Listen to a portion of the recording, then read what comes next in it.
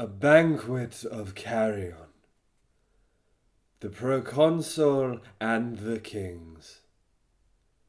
To the Romans, it was the intoxicating quality of power that made it so dangerous.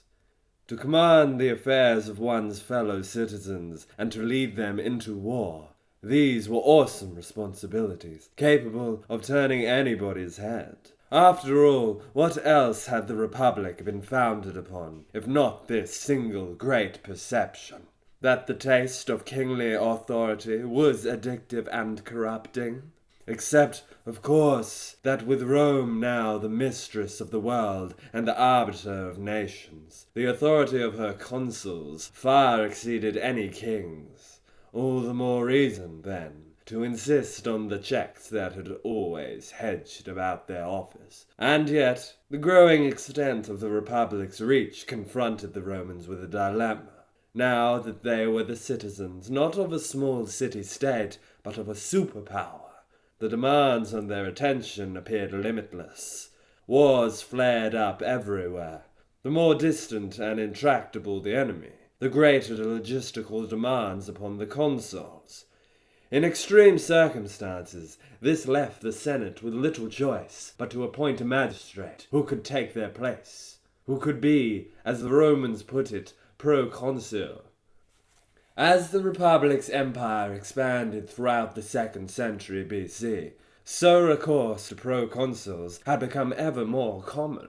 By the nature of their duties, they might find themselves campaigning for a period far longer than the conventional single year. Pompey, for instance, had spent 5 years in Spain. The war was duly won, but not without raising conservative hackles back in Rome. Pompey's grand standing only confirmed the Senate in its distaste for extravagant commissions of proconsular power.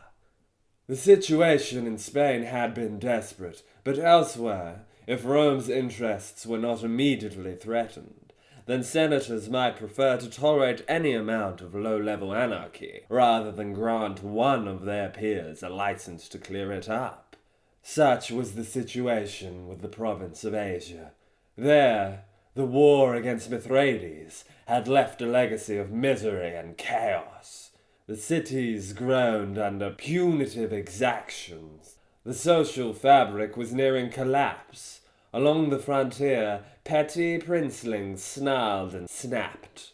Over the wounds of the ruined province, Roman flies buzzed eagerly, not only ambitious young officers like Julius Caesar, but also the agents of Publicani, ruined by Mithridates, now drawn back by the scent of fresh blood.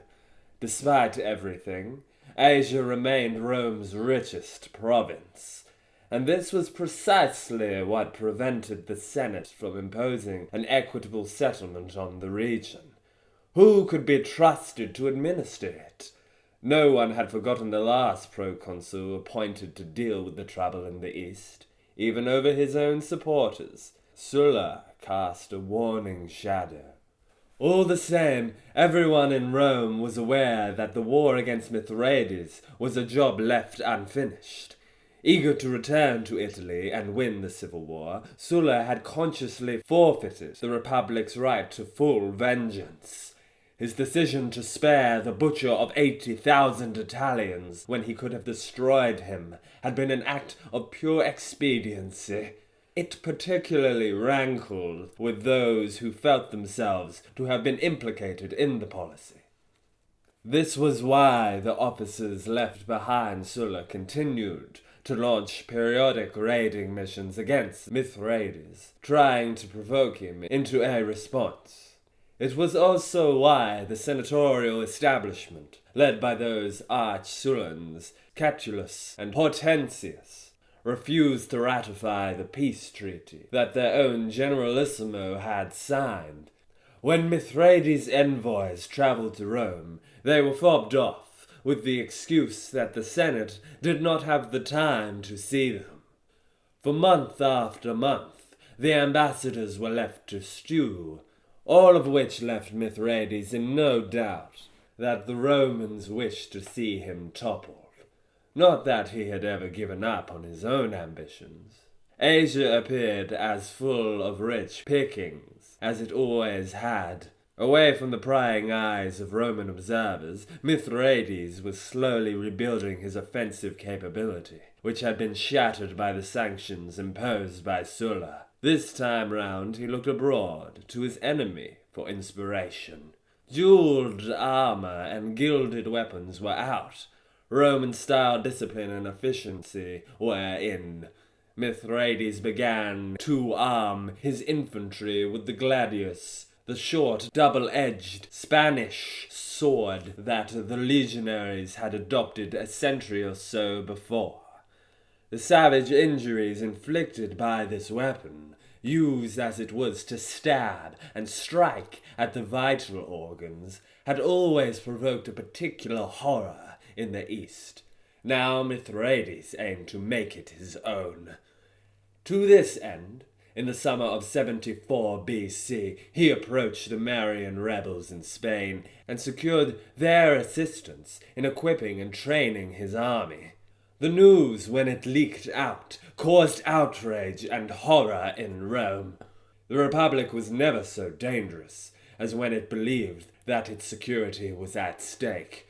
The Romans rarely went to war, not even against the most negligible foe, without somehow first convincing themselves that their preemptive strikes were defensive in nature. Mithridates, of course, was no negligible foe.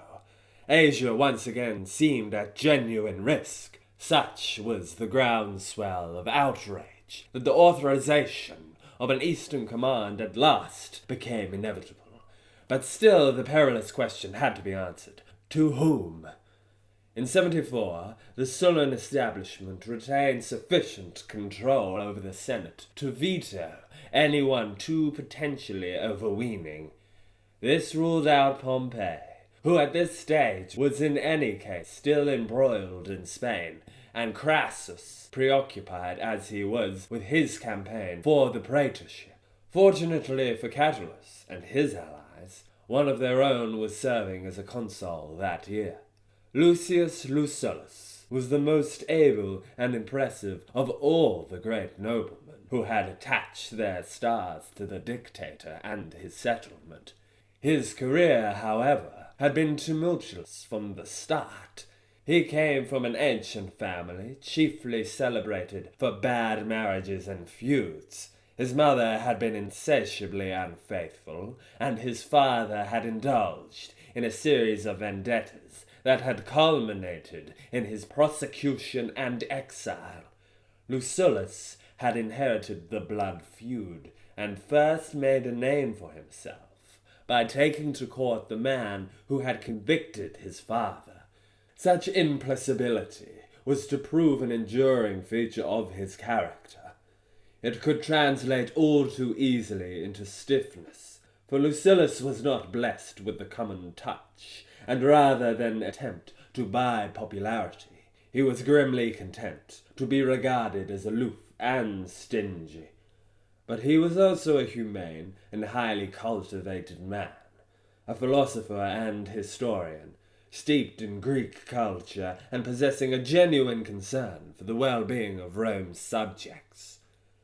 Inveterate in his hatreds, he was also passionate in his loyalties and beliefs. He was particularly devoted to Sulla and his memory. It was almost certainly Lucullus who had been the one officer prepared to accompany Sulla on his first march on Rome.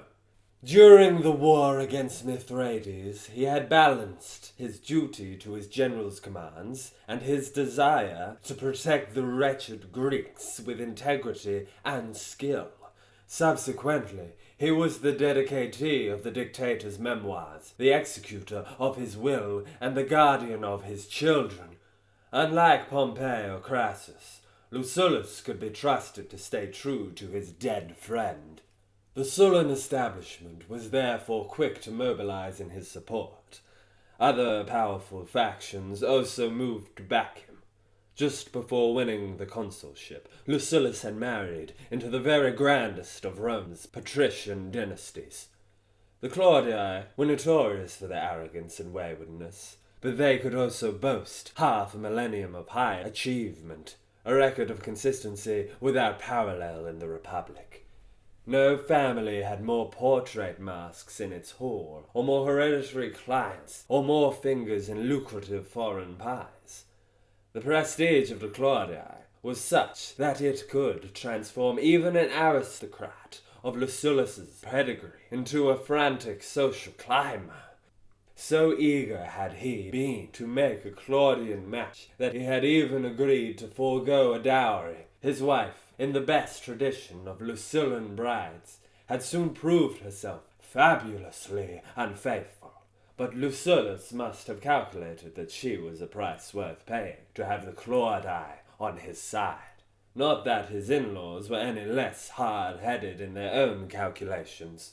The head of the family, Appius Claudius Pulcher, had only recently inherited that position on the death of his father, and had 2 brothers and 3 sisters to provide for, as well as his own ambitions. Sublimely imperious and opportunistic as he was, Appius could recognize that Lucilius was his likeliest ticket to a glamorous career in the East. The baby of the family, Publius Claudius, also had military aspirations. He had just turned 18, the traditional age for a young Roman to start his service as a soldier. Claudius, like Appius, had his eyes fixed on the glory trail. Before they and their brother-in-law could set out for Asia, however, Lucilius still had to be confirmed in his command. Even with the backing of both Catullus and the Claudii, he found that a majority of senators remained against him. Desperate, he realized that there was no alternative but to put out the feelers to the Senate's arch-fixer Publius Cethegus. Too proud to do so directly, Lucilius opted for the lesser evil of seducing Cethegus' mistress and persuading her to bring her lover on board. The ploy worked. Cethegus began to spin and strong-arm Lucilius's favor. His block of tame senators was brought into play, and the deadlock was broken. Lucilius was finally given his command. With him went his consular colleague Marcus Cotta. This was either a compliment to Mithridates' fearsome reputation, or, more likely, a sign that the Senate could still not quite bring itself to entrust the war to a single man. Whatever the reason for it, the arrangement rapidly backfired. While Lucilius prepared to invade Pontus, Cotta managed to lose an entire fleet to Mithridates, then narrowly avoiding losing his army as well, and then ended ignominiously blockaded in a port on the Bosphorus. Mithridates was now within striking distance of the province of Asia. To the indignation of his men, Lucilius' loyalty aborted his own invasion and swung back to the rescue of his incompetent colleague. At the news of his approach, Mithridates raised the siege, not to retreat, but to launch a full-blown invasion of Asia itself. He had every reason to feel confident. His new model army had already put paid to 1 consul, and it outnumbered Lucilius's 5 legions by almost 4 to 1. Mithridates must have thought that he had every chance of once again sweeping the Romans into the sea. Lucilius, however, refused to take the bait. Instead of staking all on a frontal engagement, he harried the Pontic army, cutting off its food supplies, making its stomach the theatre of war.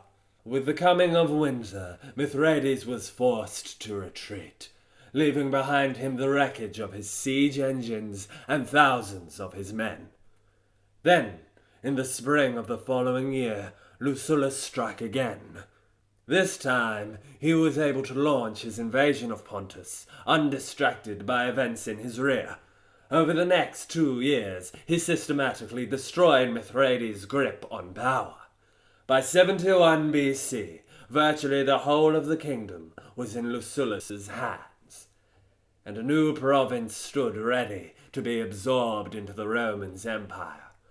The war against Mithridates appeared to have been brought to a triumphant close. Except that Mithridates himself, underlying still in his defiance, had managed to slip through Lucullus's fingers. A man with such an instinct for self-preservation that he had conditioned his body to tolerate poison was never going to accept his defeat lightly. Instead, dodging every Roman attempt to capture him, he crossed the mountains to neighboring Armenia, where he threw himself on the mercy of its powerful king, Tigranes. Lucullus promptly dispatched Appius to demand Mithridates' surrender.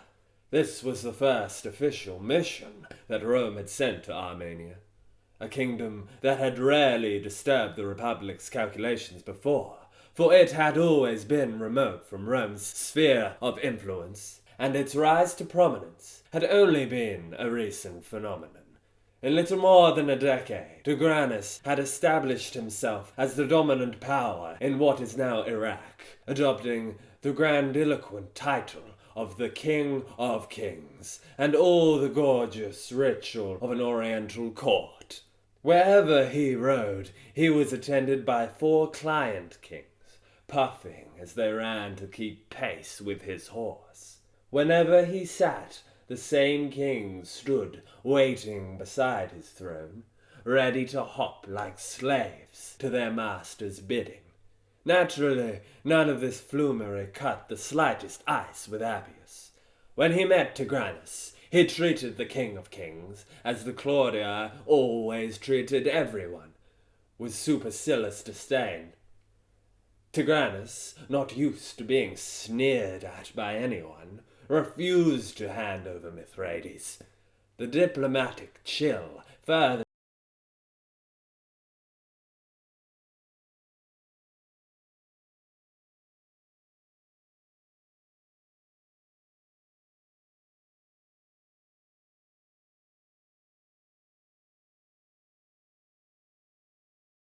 authorization found himself at war with a country of which few back in Rome had even heard. Despite the lateness of the season, he acted with his customary decisiveness. Braving the floods of the Euphrates, he struck eastwards. His target was Tigranocerta, a city that the Armenian king had not only lovingly built from scratch, but honored with his own royal name. At the news that his showpiece capital was under siege, Tigranes came storming to its relief. This was exactly what Lucullus had been banking on, despite the fact that he was now further from Rome than any Roman general in history, and that his legions were, as usual, vastly outnumbered. Tigranes himself, when he saw the pitiable size of the force opposed to him, joked that the Romans were too many to be an embassy, and too few to be an army. The royal quip provoked much sycophantic mirth, but the smile was soon to be wiped from Tigranes' face. In one of the most stunning victories in the annals of the Republic, Lucullus not only annihilated the Armenian army, but stormed Tigranocerta and literally took it to pieces. With their customary brutal efficiency, the Romans stripped the city bare, Lucullus taking the royal treasures, his men everything else. Then the city was leveled. Tigranes, a fugitive within his own kingdom, was powerless to intercede.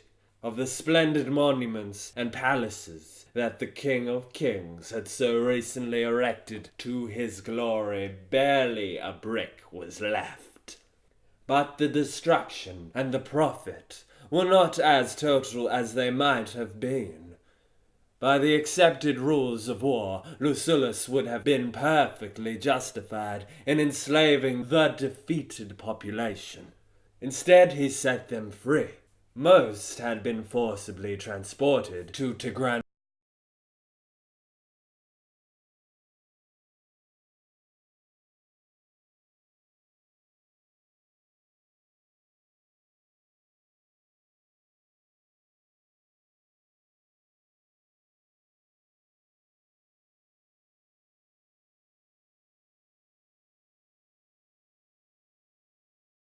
conquered.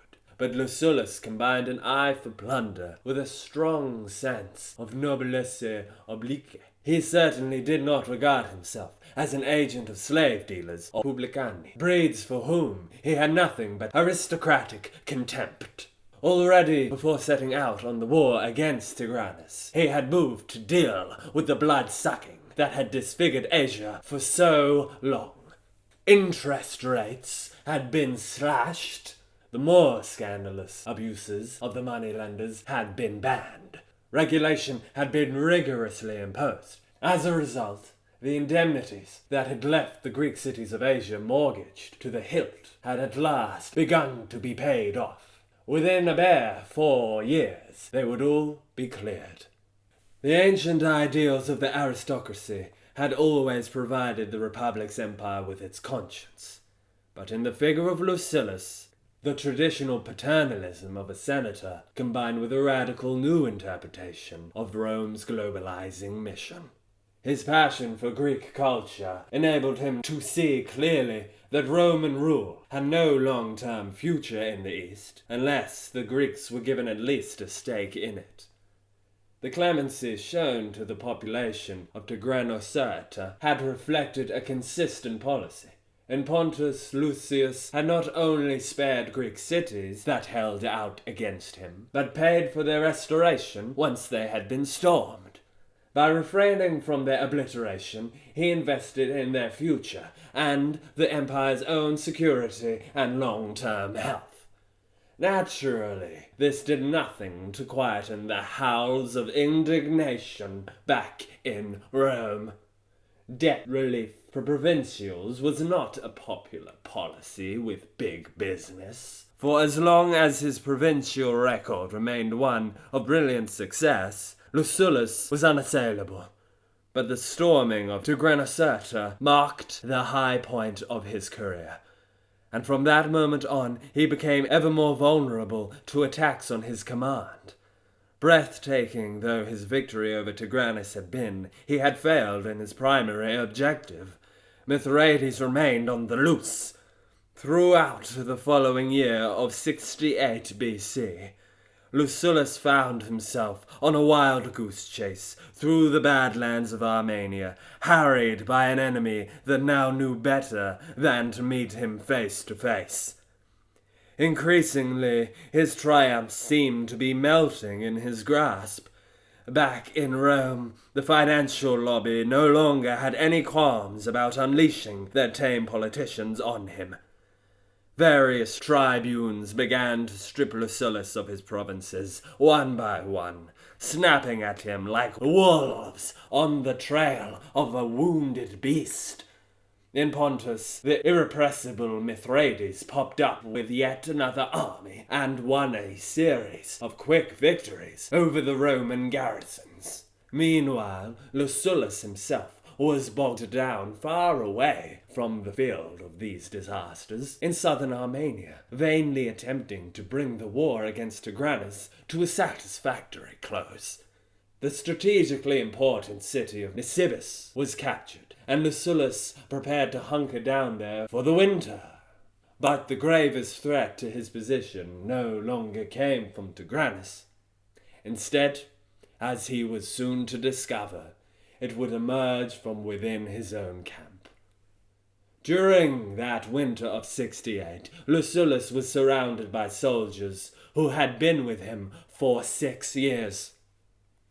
Subject to merciless discipline, paid the barest minimum required to keep them alive, they had been marched across mountains and over deserts, zigzagging backwards and forwards for over 1,000 miles.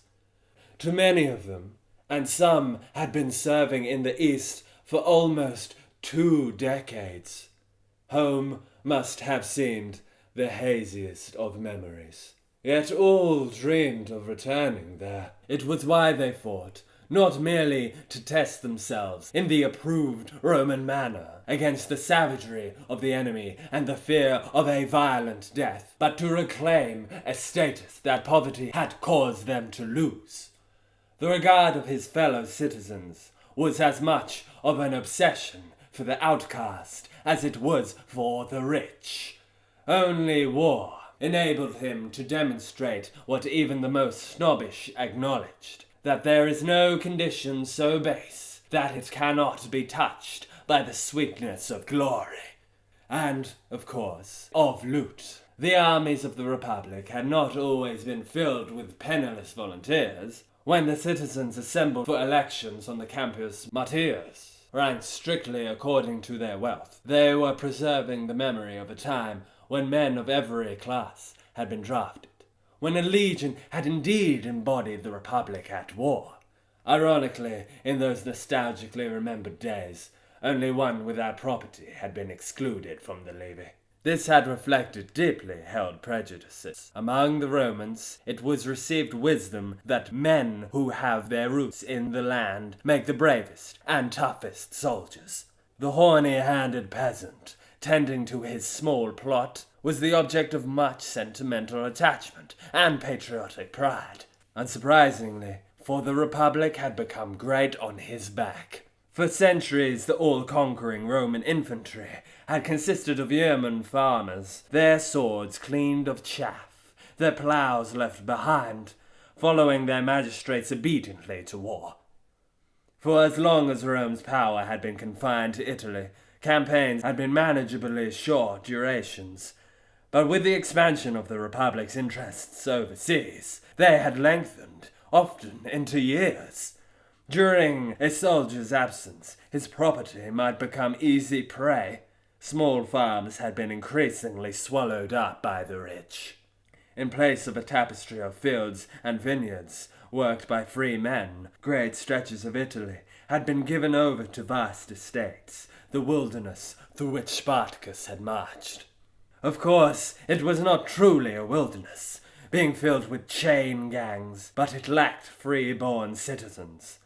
The sight of a countryside almost depopulated, with a virtual absence of free peasants or shepherds, and no one except for a barbarian, imported slaves, was what shocked Tiberius Gracchus into launching his reform project. He had warned his fellow citizens that the foundations of their military greatness were being eroded. Every peasant who lost his farm had meant a soldier lost to Rome. The generations of reformers, the miseries of the dispossessed, had seemed a portent of the entire Republic's doom. The crisis in Italian agriculture was so overwhelming as to prove virtually intractable. But the crisis in military recruitment, at least, had begged an obvious reform. In 107, Marius had bowed to the inevitable. The army was open to every citizen, regardless of whether he owned property or not. Weapons and armor had begun to be supplied by the state. The legions had turned professional. From that moment on, possession of a farm was no longer the qualification for military service, but the reward. This was why, when the first mutterings of mutiny began to be heard in the winter of 68, the whispers were all of how Pompey's veterans, merely for fighting rebels and slaves, were already settled down with wives and children, in possession of fertile land. Lucullus, by contrast, was starving his men of loot. The charge was patently untrue. Tigranocerta had fallen and been plundered only the previous year, but it was widely believed. After all, was Lucullus not notoriously mean? Had he not prevented the Greek cities back in Pontus from being looted? Were his men not wasting their lives roaming across the world, with no reward for their service, save the chance to guard the wagons and camels of Lucullus, and their freight of gold and gem-encrusted cups? Discipline in the professionalized legions was even more merciless than it had been in the citizen levies of the past. Sentiments of mutiny were not lightly articulated. Fortunately for the resentful soldiery, however, there was a spokesman ready to hand. To Lucullus, his identity could not have come as more of a betrayal. The young Clodius Pulcher, unlike his elder brother Appius, had not been entrusted with flamboyant foreign missions, nor had he been given the rapid promotion that he believed, as a Claudius, was his God-given right. Piqued by the perceived disrespect, Claudius had been waiting for the opportunity to stab his brother-in-law in the back. His revenge, when it came, was brazen. The patrician scion of Rome's haughtiest family began to present himself as the soldier's friend. His rabble-rousing had an immediate and devastating effect. Lucullus's entire army went on strike. Withdrawing their labor had always been the ultimate, indeed the only, sanction available to disgruntled plebeians. In a camp on the very limits of civilization, far from the frontiers of the empire, let alone from Rome herself, the primordial history of the Republic was once again replayed. But the world in which the mutineers staged their strike was no longer that of their ancestors. Their own interests were almost the least of what was at stake.